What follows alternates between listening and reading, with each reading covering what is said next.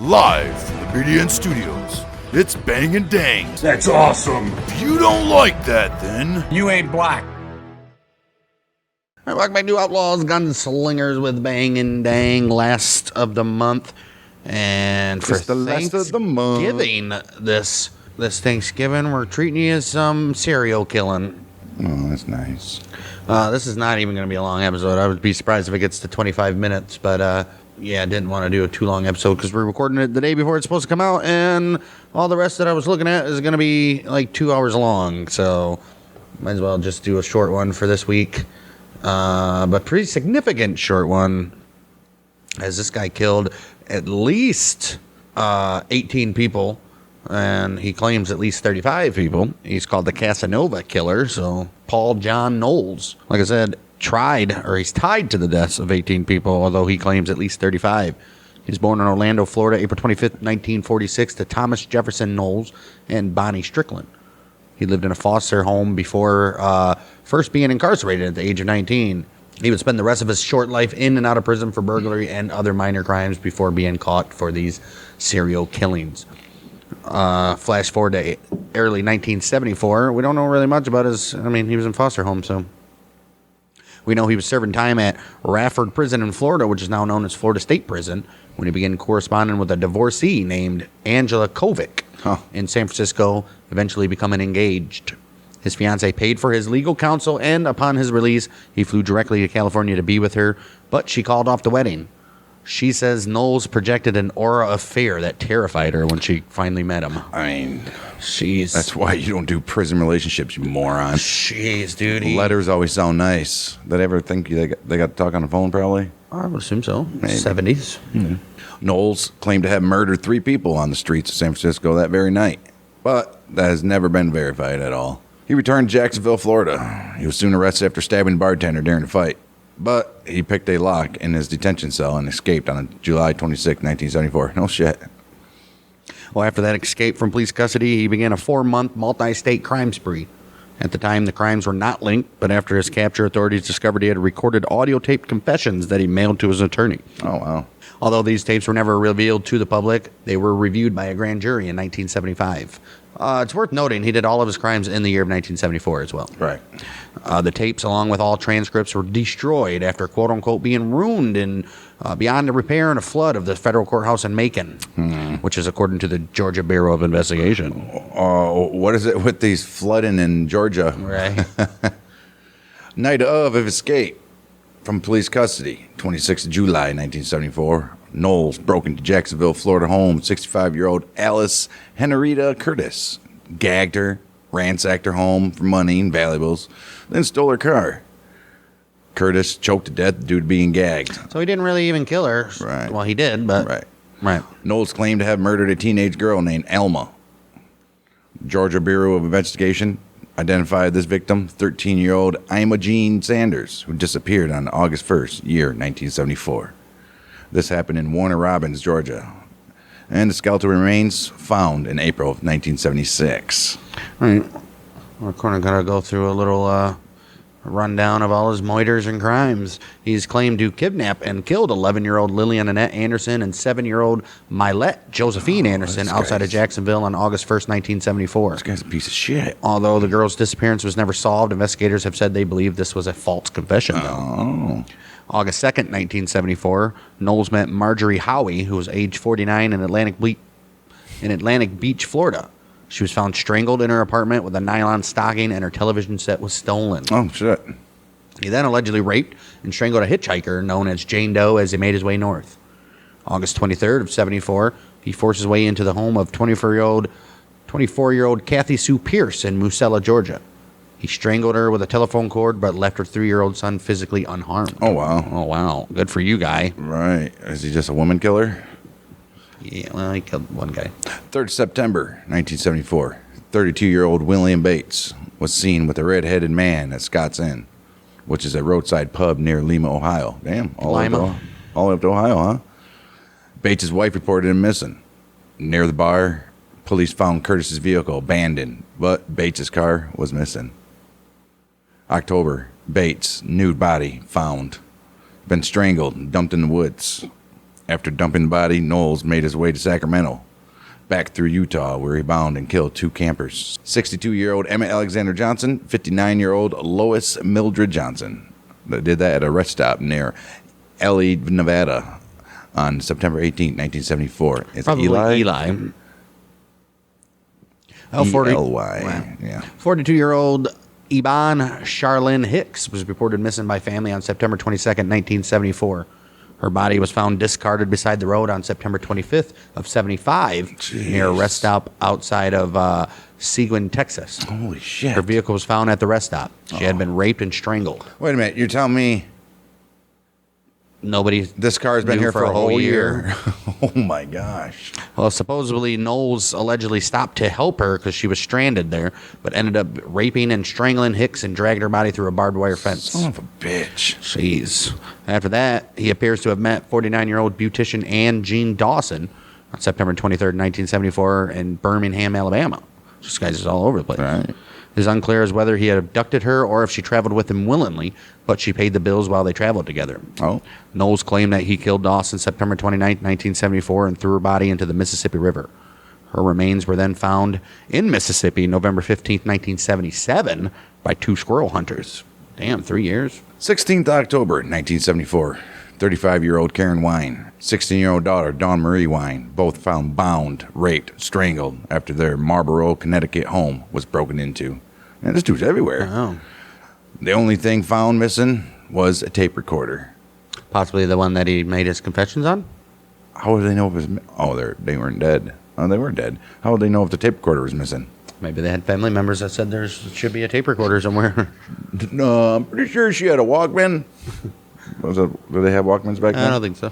Oh, it's Probably more like the ones that Macaulay Culkin had. Yeah. Kevin. Right. You filthy animal. Authorities say that Knowles was the perpetrator. They say that. Right. 18th October, 1970. Can they put him in Connecticut? Well, I think October? his stuff is consistent with his modus operandi so far, so... I would say. 18th October, 1974. 53-year-old Doris Hosey shot to death with her husband's rifle. The gun was placed beside her body. No signs of sexual abuse or robbery had taken place, leaving the police stumped as to what could have happened. Did they not question her husband since it was his rifle? Where's he at? Right. Okay, well, Knowles picked up 2 hitchhikers in Key West, Florida, and was stopped by a policeman after this. Uh-oh. He was driving a car stolen from Bates, who he killed earlier, but the officer let Knowles go with a warning. What? Yeah, I mean, this is the 70s, and cops aren't very smart. Well, shaken by this experience, Knowles dropped off the hitchhikers in Miami without harming them. Around this time, that's when he recorded audio tape confessions and mailed them to his lawyer in Florida. Wow. Okay. 2nd of November, 23-year-old Edward Hillard, 20-year-old Debbie Griffin disappeared while hitchhiking near Macon, Georgia. What the fuck is up with 70s and hitchhiking, dude? It was like a nonstop thing. Because it was supposedly safe. Right? Let's hope everybody got around. Right. Hillard's body found in nearby woods, Macon, Georgia, while Griffin's remains were found in Crawford County, Georgia. That happened on the 29th of August, 1975. Holy shit, another year later. Knowles is reportedly suspected in their murders. 6th of November, 1974, in Milledgeville, Georgia. Knowles befriended 45-year-old Carswell Hall Carr Sr.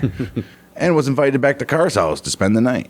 He stabbed Carr to death and strangled Carr's 15-year-old daughter, Amanda Beth Carr. Wow. And attempted necrophilia with the teenager's body. Oh! Yeah. What do you mean attempted?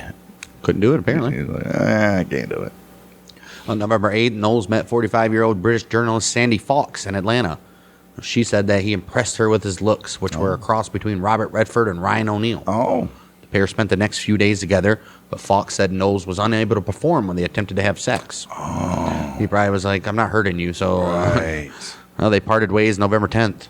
The next day, Knowles picked up an acquaintance of Fox's, who was named Susan McKenzie, and demanded sex from her at gunpoint. Oh, that's how he needed it, huh? She then escaped and notified the police. When patrolman tried to apprehend him, Knowles brandished a sawed-off shotgun and made his escape. Oh, no shit. Jeez, dude, it's just that easy, huh? Days later, West Palm Beach. He invaded the home of invalid Beverly Mabee, where he abducted her sister, 32-year-old Barbara Mabee Abel. Barbara may be able, but her sister sure ain't. Right. Wow. He threw Barbara in the car and stole that vehicle. From there, he traveled to Fort Pierce, Florida, arriving the very following night. As Barbara later publicized in her book, One Survivor, she was raped during her captivity before Knowles released her. Why is he releasing her now? What's going on here? Maybe he didn't want to steal no more. Or kill? Didn't want to kill no more. Didn't want to steal souls anymore? The cop encounter maybe frightened him. Maybe. On the morning of November 16th, 35-year-old Florida Highway Patrol Trooper Charles Eugene Campbell recognized the stolen car near Perry, Florida. Okay. Knowles was able to wrestle the officer's pistol away from him and, taking Campbell hostage, drove away in the patrol car. Oh, my. Knowles used the police siren to stop a 29-year-old motorist named James Meyer, putting both hostages in Meyer's car. Knowles then took the two men into a wooded area in Pulaski County, Georgia, handcuffed them to a tree before shooting each of them in the head at close range. Shortly after murdering Campbell and Meyer, Knowles became involved in a car chase with Henry County Sheriff's Deputy Charles Hancock. He eventually crashed the car through a police roadblock in Henry County. This is in Georgia. And Officer Jerry Key was injured when Knowles' stolen car crashed into his patrol car. Knowles escaped from the vehicle on foot, firing several shots at the pursuing officers. A lengthy and chaotic foot chase ensued, with Knowles pursued by dogs, law enforcement officers from several agencies, and also helicopters. Jeez. Knowles was shot in the foot by Chief Detective Philip Howard during the foot chase, before finally being cornered on November 17, 1974 by David Clark, who was a 27-year-old Vietnam War veteran, and hospital maintenance worker. Oh, shit. Clark happened to be out hunting with a shotgun at the time. He held Knowles at gunpoint until Henry County investigators Paul Robbins and Billy Payne arrived on the scene. Robbins and Payne arrested and handcuffed Knowles, who was outside of the perimeter established for the formal manhunt, and he might have escaped if it wasn't for Clark's intervention. You ain't kidding. Oh, wow. Wow, how lucky is that shit? Right. 18th, Not so lucky here. Right, 18th of December, 1974. Sheriff Earl Lee, Agent Ronnie Angel from the Georgia Bureau of Investigation, traveling down Interstate 20 with Knowles, who was handcuffed in the back seat. The destination was to Henry County, Georgia, where Knowles had, per a Georgia Bureau of Investigation press release, admitted to dumping a handgun he had taken from the Florida State Trooper Charles Eugene Campbell after killing him with it, so they had to go get it. Obviously, you need evidence. Right. The Georgia Bureau of Investigation reported Knowles grabbed Lee's handgun, discharging it through the holster in the process, while Lee was struggling with Knowles and attempting to keep control of the vehicle. Angel fired 3 shots into Knowles' chest, killing him instantly. Wow. He said, hey, you guys ain't take me nowhere. And that's the end of Knowles. Holy shit, it was shorter than I originally thought. So this guy's like a spree thrill killer? Not much is known about him because he got shot to death. Right. And plus, the only time that he started doing this is when his girlfriend decided not to marry him. Supposedly. So something went off in his head. Because it's all lit. So how many victims they say he has? 18. Holy shit. That they think are for sure connected, but he claimed on his tapes at least 35. 35, wow. And all in a matter of 3-4 months. From 5 months. From what? April, I believe, wasn't it? March? July to fucking November.